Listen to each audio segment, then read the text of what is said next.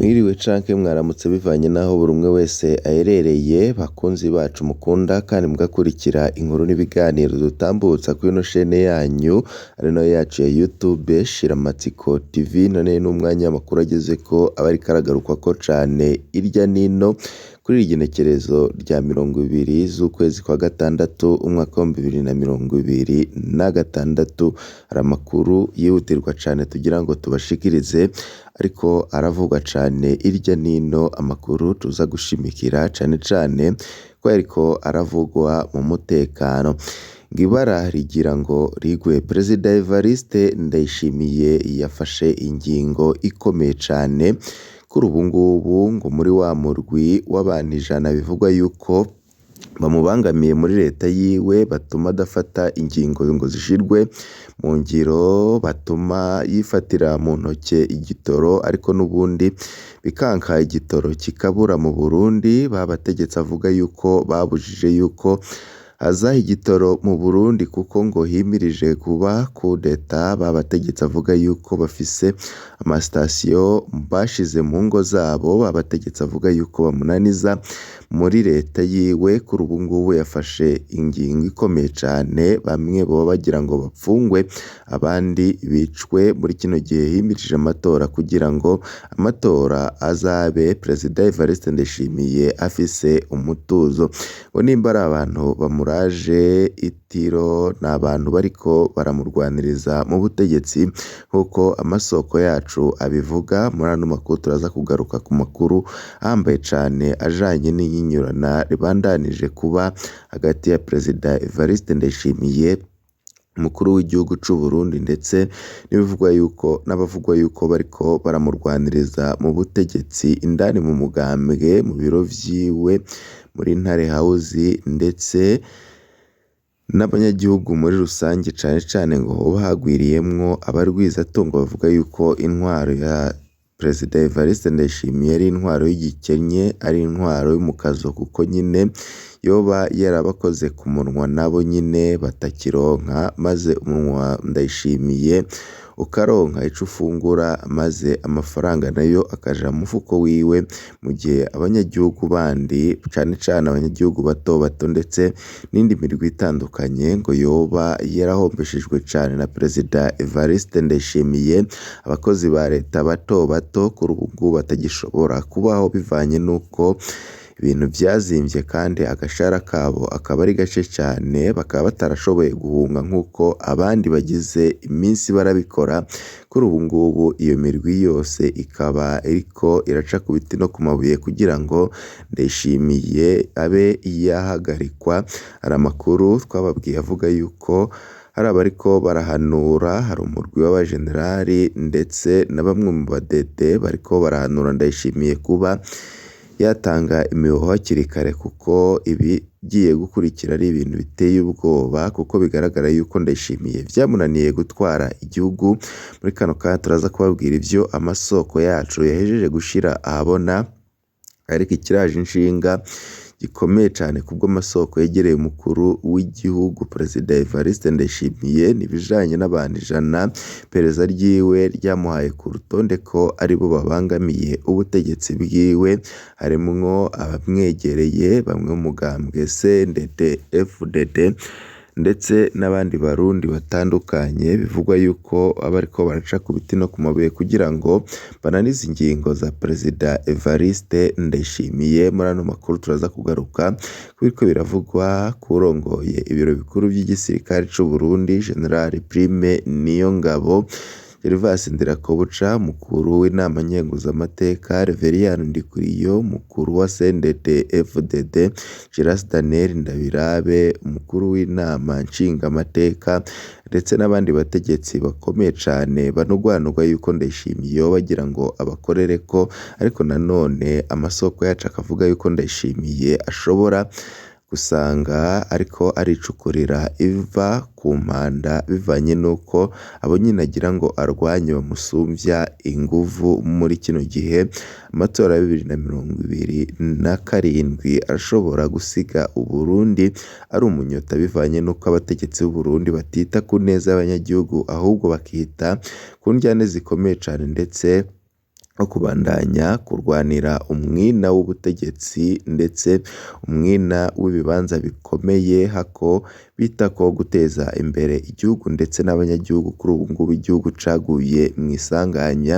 Turagaruka cane ku ntambara iri mu biro bikuru vy'umukuru w'igihugu muri Ntare House, akajagari gakomeye cane gatezwa n'umutambukanyi w'umukuru w'igihugu Angeline Ndayishimiye. Byose turagenda turabica irya nino muri ano makuru twabaguteguriye muri kano kanya.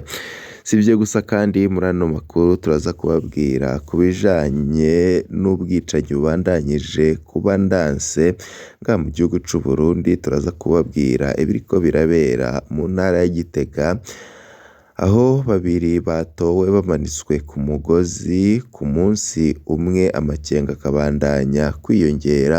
Turaza kubabwira ku bwicanyi bwabaye ndanse bwasubiye kwimonogoza muri kino gihe, abanyagihugu bamwe n'abandi ndetse n'abarundi bandi muri rusange bavuga yuko baruhishijwe n'ukugene umutekano w'abanyagihugu ubangamiwe muri kino gihe, impfu ziriko zibandanya kwiyongera muri iki gihugu c'u Burundi. Bene bitakubwiye mfunyapfunyo turaza kugenda turabigaruka ko mu buryo bw'idonido twabiguteguriye. Nimba utarafyonda kuri sabone canke se subscribe kusha kano karyo fyondeko kugira ngo igihe cyose turose amakuru n'ibiganiro bene nk'ibi uzoba mu mbere bashikirwa navyo. Ndasubiriye kubaha akaze muri aya makuru yihutirwa cane tugira ngo tubashikirize. Gitega, abantu babiri batowe aho bari bamanitswe ku mugozi ku munsi umwe, amakenga abandanya kwiyongera. Kuko nari mpejeje kubikubwira, Gitega kuwa 18 Ruheshi umwaka wa 2026 abantu babiri batowe bamanitswe ku mugozi kuwa gatatu mu buryo butandukanye mu gisagara no muri komine n'intara ya Gitega hagati mu Burundi. Mu gihe igipolisi kivuga ko urupfu rwa mbere rushobora kuba rwavuye ku bwicanyi, urwa kabiri narwo rukaba rushobora kuba rwatewe no kwiyahura. Ivyo byose vyatumye abanyagihugu barushiriza kugira amakenga kubera ubwicanyi n'umutekano muke bimaze igihe bivugwa muri iyo ntara isanzwe iri mu za mbere mu zugarijwe n'ikibazo c'umutekano mukeyi muri kino gihe. Ibara rya mbere ryabereye muri karitsiye Zege yo mu gisagara ca Gitega. Ubwo babibonye nyine ikiziga ca Emmanuel Damascene Daradagwa w'imyaka 65 catowe kuwa gatatu kimanitse ku mugozi wari uboshe kw'itanga ry'inzu yiwe. Kubw'amasoko atandukanye muri ako gace, uburyo yapfuyemwo ntiburamenyekana neza, ariko rero bamwe mu batuye ngaho bavuga ko uwo mugabo yari amaze imyaka myinshi afitaniye amatati akomeye n'umukenyezi wiwe. Igipolisi cemeza ko catunganije amatohoza nk'uko amakuru ava mu gipolisi abivuga. Abantu babiri baramaze gufatwa ku mvo z'amatohoza. Umugore w'umuhisi Gaudence Ndereyimana hamwe n'umukobwa wabo Septimata Bayubahe bose barapfungiwe mu gasho ka komisariya y'intara ya Gitega ku mvo z'amatohoza abandanya. Muri karitsiye Zege, abanyagihugu basaba ko ukuri kuri urwo rupfu kumenyekana. Basaba ko hoba amatohoza yigenga kugira ngo nyine hamenyekane uko urwo rupfu rwagenze, abagirizwa bashirwe imbere y'ubutungane. Ikindi kiziga catowe haheze amasaha makeyi kuri uwo munsi nyine. Ikindi kiziga caratowe ku mutumba Muremera, naho nyine hakaba ari muri komine n'intara ya Gitega. Ico kiziga ni ic'umwigeme Bernadette Irankunda w'imyaka 25 yatowe yimanitse mu nzu yabamwo. Ayo makuru aremezwa na Richard Mfukamentsabe, umukuru w'umutumba Muremera nk'uko uwo mutegetsi abivuga, uwo mwigeme yari afise ingorane zo mu mutwe kandi amakuru ya mbere yarageranijwe yerekanye ko ashobora kuba yiyahuye. Ariko rero iyo nsiguro ntinyura bamwe mu banyagihugu bo muri ako karere. Bamwe muri abo bavuga ko hakiri ibintu vyinshi bitarasobanuka, cane cane ku amaguru y'uwo mwigeme yari asanzwe akora hasi igihe ikiziga ciwe cabonwa. Ku bw'abo banyagihugu ico gikwiye gukorwa ko amatohoza yimbitse mbere yuko hafatwa ingingo ya nyuma. Ubwicanyi n'umutekano muke bikomeje gutera amakenga abarundi. Ivyo biziga bibiri vyatowe mu gihe intara ya Gitega iriko irashikirwa n'ingorane z'umutekano ziteye amakenga. Mu mezi aheze haravuzwe ibibazo vyinshi vy'ubwicanyi, ibiziga biguma bitorwa hirya no hino, hamwe n'ibikorwa bitandukanye vy'ubugizi bwa nabi. Ivyo bikaba vyatumye abanyagihugu benshi bumva ata mutekano bafise. Ubuheruka abasenyeri ba Katolika bo mu Burundi bari berekanye amakenga yabo ku bijanye n'ubwicanyi mu gihugu. Mu butumwa bwabo kw'iyobokamana bari bahamagariye abategetsi gukomeza umutekano w'abanyagihugu no kurwanya ukudahana kugira ngo habungabungwe ubumwe bw'abanyagihugu n'amahoro. Kubwo abanyagihugu benshi b'i Gitega, izo mpfu zibiri zabaye kuwa gatatu zisubiriye kwerekana ko hakenewe vyihutirwa amatohoza akomeye n'ingingo zikomeye zo kurwanya umutekano muke uguma uhitana abantu muri iyo ntara. Tubibutse yuko ngaha mu gihugu c'u Burundi habandanya kuba ibintu nk'ibi mu mihingo itandukanye y'igihugu, nubwo leta ya Perezida Evariste Ndayishimiye ivuga yuko ikibazo c'umutekano yagikemuye. Muri kino gihe biboneka yuko ubwicanyi bwasubiriye kuba ndanse ngaha mu gihugu c'u Burundi. Mbere yuko tugaruka kuri rya nyinyurana hagati mu bategetsi kuri ba bantu 100 Ndayishimiye avuga yuko bamubangamiye ko bamwe bagomba ngo bapfungwe abandi bo kwicwa, tubanze tugaruke ku bijanye n'ibiriko birakorerwa muganga Christophe Sahabo ahora arongoye ibitaro Kira Hospital, aho muri kino gihe bivugwa yuko yanasogoswe umugeto mw'ivi. Abakozi ba CNDH baraye bagendeye Dr Christophe Sahabo, ariko urugendo rw'uruhendo bikomeye cane.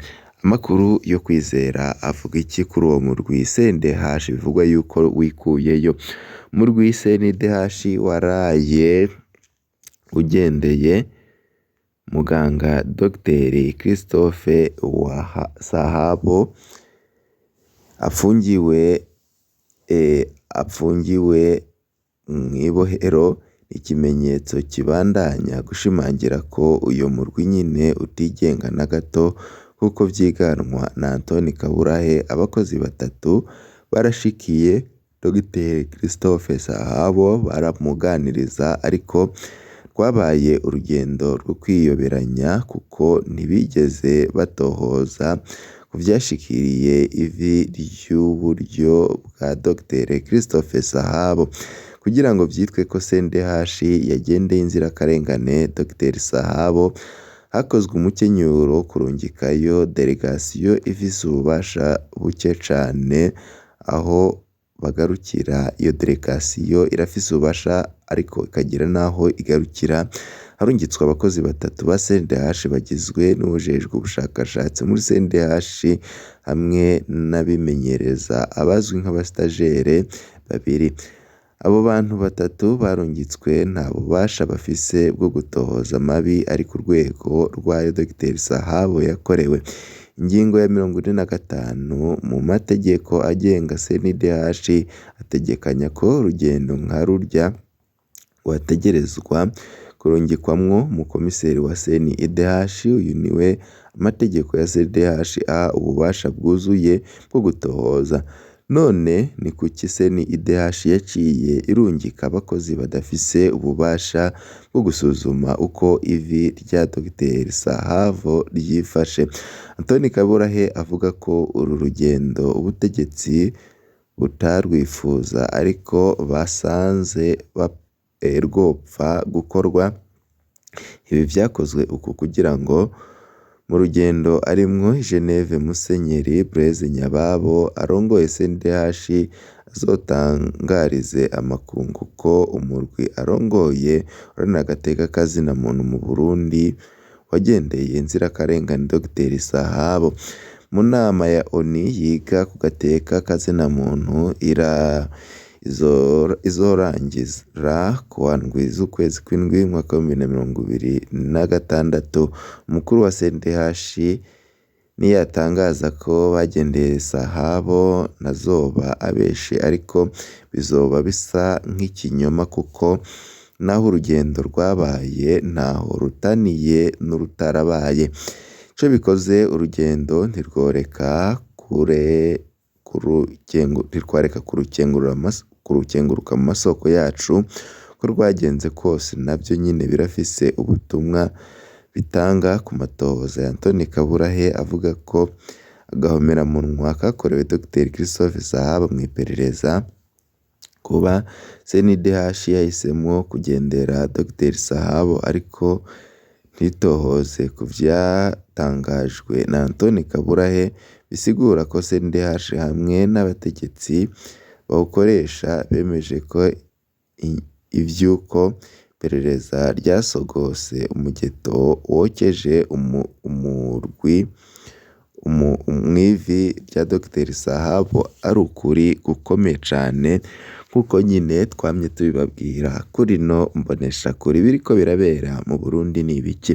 Reka tugaruke kuri ya makuru ateye ubwoba ariko aravugwa rw'inyinyurano hagati ya Ndayishimiye ndetse n'ibihangange mu butegetsi bwiwe. Twari twatanguye tubabwira ko hari ibintu bidasanzwe biriko biraba kuri General Prime Niyongabo, Gervas Ndirakobuca, umukuru w'inama nkenguzamateka, umukuru w'inama nshingamateka Gérard Daniel Ndabirabe. Hari ibintu biriko biraba mu biro vy'umukuru w'igihugu c'u Burundi Angeline Ndayishimiye, ariko haraburabuza bamwe mu bategetsi bakora mu biro vy'umukuru w'igihugu. Hari amakuru avuga yuko hari abategetsi 100 baba bananiza ingingo za Ndayishimiye, ariko kuri ubu ngubu akaba yafashe ingingo ikomeye cane aho bamwe ngo bagira ngo bapfungwe abandi bakicwa mu gihe amatora yimirije, ariko aravugwa yuko abo nyine bariko baratobera Ndayishimiye mu mihingo itandukanye y'igihugu, aho bariko barakora igisa nkaho bariko ngo barangisha abanyagihugu ko batora Ndayishimiye. Hari amakuru avuga yuko Ndayishimiye yoba kuri ubu ngubu yarafashwe n'ishavu ryinshi, akaba yafashe ingingo ikomeye cane nyuma yuko arungitse abakozi b'iperereza mu bisata nka vyose abakozi basanzwe bakoramwo. Kuri ubu ngubu n'umugambwe CNDD FDD Reveriyano Ndikuriye akaba ariko aracungwa bikomeye cane. Hari amakuru avuga yuko Ndayishimiye ashobora kwisanga habi canke abakozi nyine ba leta 100 avuga harimwo mu rw'abarwizatunga, bamwe mu bafatanije kurongora igihugu na Ndayishimiye, bamwe mu ba CNDD FDD mu basirikare bashobora guhura n'ikibazo gikomeye cane canke bakitanga. Perezida Evariste Ndayishimiye muri kino gihe habandanije kuvugwa icuka kibi gituruka ku matora yimirije mu mwaka wa 2027. Umwanya nudukundira turaza kubabwira mu buryo bw'idonido ku vy'amasoko yacu y'ibanga yajeje gushira ahabona kuri iryo nyinyurano riri hagati ya Perezida Evariste Ndayishimiye ndetse n'abo bategetsi bashika mu 100 bivugwa yuko ngo baba babangamiye ubutegetsi bwiwe. Tuze no kugaruka ku bijanye no kugenda Ndayishimiye umutambukanyi wiwe aburabuza abakora mu biro vyiwe. Muri ano makuru turaza kubigaruka ko turiko turabategurira ibi vyiza kuri mwese, nivyo ndabipfurije.